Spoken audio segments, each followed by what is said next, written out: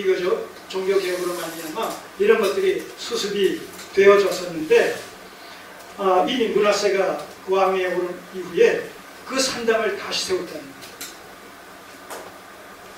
자, 남유다나 북이스라엘이나를 막론하고 이 산당 제사, 산당 예배는 뿌리 깊은 그런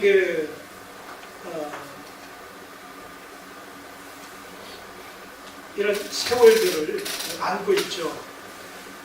이스라엘 백성들이 산당에서 제사를 드리게 되어진 계기는 여호수아가 가나안 땅에 들어가서 땅을 분배한 이후부터 이 산당 제사는 시작되어졌다고 해도 과언이 아닙니다. 다시 말해서 이스라엘의 역사 속에서 산당 제사라는 것은 사실 예루살렘 중앙성소 솔로몬 성전이 공식적으로 건축되어지기 이전까지는 어떻게 보면 불가피하게 허용되어진 제한적인 이런 제사 현장이었다, 예배 현장이었다, 이렇게 얘기해도 과언이 아니죠. 우리가 잘 아는 대로 솔로몬 시대에는 뭐예요?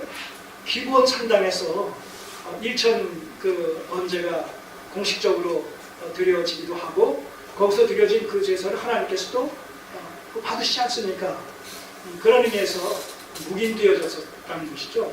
묵인되어졌었다. 그러나 묵인되어졌다고 해서 그 산당 제사를 하나님께서 공식적으로 허용했다든가 그런 의미는 아니기 때문에 이런 것들이 조심스럽게 그렇게 진행되어져야 되는데, 거의 한 500년 가까이, 솔로몬 때까지 여호수아 시대에서부터 500년 가까이 이런 산당 제사가 가나안 족속들이 제사 행태인 산당의 제사를 이 이스라엘 백성들이 여호와의 이름으로 산당이라는 장소에서 제사를 드리고 또 예배를 드리다 보니까 알게 모르게 거기에 이스라엘 백성들도 뭔가 영향을 받을 수밖에 없는 이런 상황 속에서 여호와의 신앙이 산당 제사를 통해서 혼합주의적인 이런 신앙으로 변형이 되어지는 이런 모습들을 우리가 보게 되죠. 사사기서에서도 보게 되고, 그래서 드리빔 같은 이런 개인적인 가정 중심의 이런 신앙이 형성되어지고, 또 레위인들을 개인적으로 개인의 신당에다가 모셔놓고 신앙생활을 하는 이런 어처구니없는 일들이 사사시대에서부터 일어나고 있다는 말이죠. 자, 그런 의미에서 이 이스라엘 백성들에 있어서 산당 제사는 아주 그 역사가 뿌리 깊다는 것이죠. 그리고 하나의 전통처럼 그렇게 그들의 의식 속에 자리매김이 되어져서, 말씀드린 대로 역대의 몇몇 왕들이 그런 종교개혁을 단행할지라도 그것이 지극히 제한적인 예루살렘 중심에서만 이루어졌을 뿐, 기타 지역에서는 여전히 이 산당에서 제사를 드리고 산당이 계속해서 보존되어지는 이런 모습들을 우리가 살펴봤단 말이에요. 여기서도 히스기야가 그렇게 다 제거시켰음에도 불구하고 므낫세 시대에 와서 당장 산당을 세우지 않습니까? 자, 이런 걸 보게 되면 이 산당 제사가 얼마나 뿌리 깊게 저들 속에 의식화되어 있는가, 이런 것은 오늘날로 우리가 얘기한다면 바로 전통적인 기복주의 신앙이라고 이렇게 우리가 비유적으로 말씀드릴 수가 있겠죠. 우리가 진리 안에서 계시 의존적인 기독교 신앙의 정체성이라는 것은 계시 의존적입니다. 말씀에 입각해서 말씀 중심의 이런 신앙의 모습으로 나타나줘야 된다라고 이 구속사적인 경륜에 입각해서 끊임없이 강조를 한다손 칠지라도, 우리가 전인적으로 이 말씀을 받아들이고 전인적으로 우리가 정말 의식화가 되어져서 옛사람을 벗고 새 사람의 어떤 모습으로서 이런 신앙생활을 하느냐라는 문제는 장담할 수가 없다는 거예요. 언제 어떤 상황 속에서 또다시 개가 토하였던 것에 돼지가 누웠던 그 자리로 돌아가는 이런 모습을 우리가 이렇게 본단 말입니다. 그런 현상이 그때만 있는 것이 아니라 뭐 어느 시대건 앞으로 보고 오는 모든 시대에도 일어날 수 있는 그런 하나의 현상이라는 것이죠.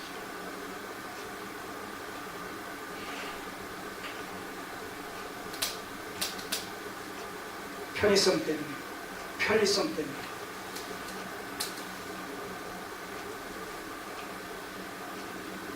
왜 하나님께서 이 중앙성소를 계획하셨는가라고 했을 때, 이 예루살렘이 이 남북 전 그 이스라엘 지경이라는 관점에서 보거든요. 그 거의 중간 지대거든요. 그러니까 남쪽에서도 북쪽에서도 어디서라도 보다 쉽게 접근할 수 있는 그런 위치란 말입니다. 거기에 우리가 1년에 3차례 정해진 절기에 참여를 하고 또 수시로 필요에 따라 거기서 같이 모이는 이유는 그러므로 말미암아 사방에 흩어졌다 손칠지라도 정기적으로 그 중앙성소에 모여서 예배를 드리고 절기를 지킴으로 말미암아 우리는 하나님의 선민이요 언약 백성이라는 이런 공동체적인 의식을 함양하는 일에 아주 중요한 역할을 한단 말이에요. 중앙성소의 이런 예배와 모임을 통해서 우리는 하나다, 흩어져 있지만 우리는 한 하나님을 모시는 언약 백성이고 선민이고 구원의 공동체다. 그리고 하나님께서 바로 그런 절기 지키는 것을 통해서 우리를 과거 애굽에서 구출해 주심으로 말미암아 우리를 구원해 주셨다라는 이 구원의 감격과 기쁨을 계속해서 보존하고 계승한다라는 그런 의미에서 라도 이 중앙성소를 계획하셔서 그렇게 정기적인 모임과 또 제사를 드리도록 그렇게 규례로 정해놓으셨다는 것이죠. 그런데 각곳에 흩어져 있는 이런 현지 산당을 간접적으로 이용을 해오면서 그 어떤 편리성과 편의성에 습관이 되는 거죠. 거기까지 가는 것도 버겁고 힘들고 귀찮고 그런 생각이 들지 않겠어요? 시간이 가면 따라. 그러니까 주변에 있는 산당에서 그렇게 모여서 그 제사를 드리고 예배를 드린단 말이에요. 그럴 때 어떤 문제가 생깁니까? 중앙성소와 산당에서 우리가 제사를 드린다라고 했을 때 어떤 문제가 생기느냐라고 했을 때 이 중앙성소에 모이게 되면 정해진 어떤 규례를 통해서 또 규칙을 통해서 원리를 통해서 제사장들이 율법을 가르치고 또 대제사장들에 의해서 제사가 행해지고 이 모든 이 모세의 어떤 규례를 쫓아서 정상적으로 원리적 차원에서 모든 것이 진행되어지지만 이 산당 제사에서는 그런 원리적인 측면에서의 행위가 이게 유명무실하게 되는 것이죠. 레위인이 있을 수도 있고 없을 수도 있고 제사장이 있을 수도 있고 없을 수도 있고 그러니까 이 산당 제사를 통해서 자의적인 숭배신앙 편의적인 어떤 적용 이런 부분이 상대적으로 강하게 나타날 수 있는 그런 확률이 많다 보니까 본질에서 왜곡되어지고 이탈되어집니다. 그러므로 자의적 숭배신앙, 기복주의 신앙, 이교도적인 신앙으로 자꾸 전락되어지는 것이죠. 그래서 이 산당 제사다, 또 산당을 다시 세웠다라는 것은 그런 의미에서 비정상적인 본질에서 이탈되어진 로마서 10장 2절 3절에 있듯이 너희가 하나님께 열심히 있으나 지식을 쫓은 것이 아니라 하나님의 의를 모르고 자기의 의를 세우기로 힘써 하나님의 의에 복종치 아니하는 그런 신앙, 그런 제사의 모습으로 자꾸 변질되어진다는 것이죠. 저는 이 부분을 정리하면서 묵상하면서 그런 생각을 해봤어요. 과거에 제가 복음을 전할 때 불특정 다수를 향해서 복음을 이렇게 전하는 과정 속에서 항상 끝에 그런 말을 전했던 기억이 나요. 동네 가까운데, 집 가까운데 있는 교회 나가십시오. 이제 복음을 들었으니까 이제 신앙생활을 제대로 해야 되는 그런 과정 속에서 집 가까운데 이렇게 나가십시오. 이 말을 깊이 생각 없이, 깊은 생각 없이 그냥 했었던 기억이 나요. 지금 같으면 그렇게 교회 선택이라는 문제를 그렇게 쉽게 얘기하지 않았을 것 같아요.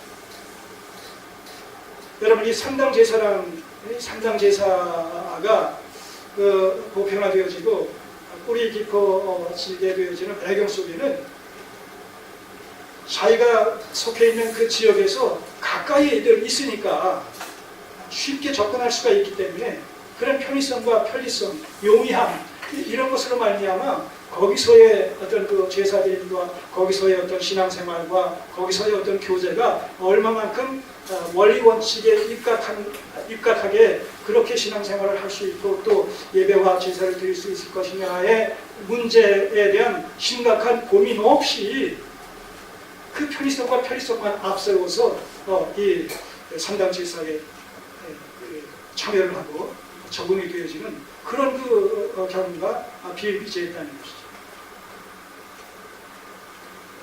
그런 면에서 이 상당을 다시 세우게 됐다는 것은 이건 간단한 문제가 아니라 히스기야로 말미암아 바르게 세워졌던 이런 성전 중심의 여호와의 신앙이 그 아들대에서 완전히 전도가 되어졌다는 거예요. 사라져버렸다는 거예요. 또다시 아스왕 시대같이 그보다 더 적극적으로 이 악전을 펼침으로 말미암아 이 유다 백성들을 하나님께서 이스라엘로부터 이 가나안 족속들을 내쫓았는데 그 가나안 족속들보다도 더 악한 하나님 앞에 범죄를 저지르는 이런 자들로 만드는 일에 므낫세가 일조했다는 것이죠. 자, 상당을 다시 세우고 그런 의미에서 이 상당을 다시 세웠다라는 이 부분을 처음 이렇게 기술한 것은 그것을 강조하는 것인데 그 강조는 동시에 그 심각성을 또 얘기한다, 담고 있다 그렇게 볼 수가 있는 것이죠. 그 다음에 알들을 위하여 단을 쌓으며 아세라 목상을 만들며 알과 아세라 목상 우상 숭배의 가장 전형이죠. 우상의 전형. 이 아세라 목상을 특별히 이건 여성신인데 알은 남성신이라고 하면 이 아세라 목상은 신은 여성신인데 이 아세라 신상을 만들어서 이걸 예루살렘 성전에다 안치를 하고 경배를 하는, 숭배를 하는 이런 배역 행위를 저질러 그런 모습을 우리가 보게 됩니다. 단을 쌓으며 아세라 목상을 만들며 하늘의 1월 성신을 숭배하는 이건 아수르의 그 종교를 도입하는 것이죠. 하늘의 1월 성신 태양과 달과 별들을 섬기는 자 이런 것들이 다 그 모세 율법에 또는 모세에게 주신 그런 규례에 뭐예요? 다 가나안 땅에 들어가면 모방하지 말라, 흉내내지 말라, 답습하지 말라 라고 다 금지시킨 그런 그 항목들 아닙니까? 내용들 아닙니까? 이런 것을 자청해서 자원해서 적극적으로 행했다는 거예요. 하늘의 이걸 성신을 숭배하며 섬기며 여호와께서 전에 이르시기를 내가 내 이름을 예루살렘에 영영히 두리라 하신 여호와의 전에 이게 예루살렘 성전이죠.